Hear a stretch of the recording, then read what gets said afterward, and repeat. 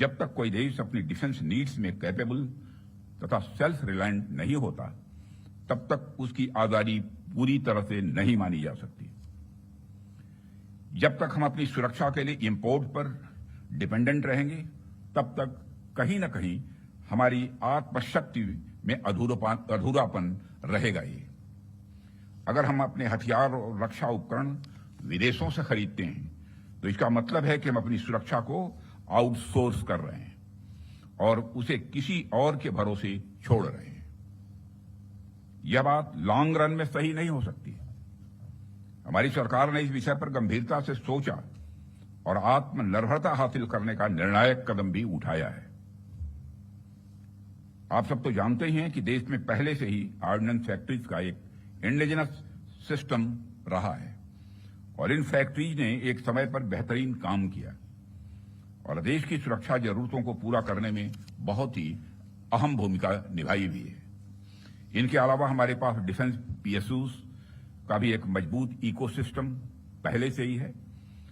हमारी सरकार ने डिफेंस प्रोडक्शन में क्वालिटी और क्वांटिटी दोनों पर समान रूप से बल दिया है।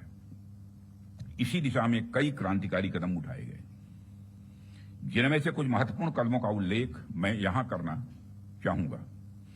ऑर्डिनेंस फैक्ट्रीज का कॉर्पोरेटाइजेशन उनमें से एक अत्यंत महत्वपूर्ण कदम रहा है, जिसे हमने इंश्योर किया ताकि कम समय में ही डिफेंस प्रोडक्शन में व्यापक सुधार हो सके।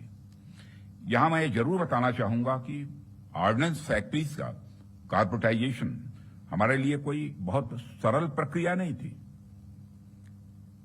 इसमें अनेक जटिल प्रश्न थे और चैलेंजेज भी थे, परंतु हमने इसे इसलिए लागू किया क्योंकि यह एक अर्जेंट रिफॉर्म था। अब प्रश्न उठता है कि यह अर्जेंट क्यों था?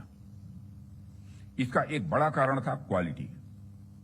आप सभी स्पेशलिस्ट के समक्ष मैं यह कह सकता हूं कि सरकार ने क्वालिटी को अपना प्रायोरिटी रिफॉर्म एजेंडा बनाया है।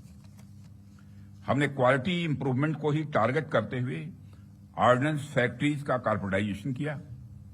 तब से लेकर आज तक डिफेंस पीएसयूज ने लगातार सुधार किया है और कॉर्पोरेटाइजेशन के पश्चात क्वालिटी प्रोडक्शन को लगातार आगे बढ़ाने का प्रयास भी किया गया है और आज ये डीपीएसयूज इंटरनेशनली कॉम्पिटिटिव हो रहे हैं।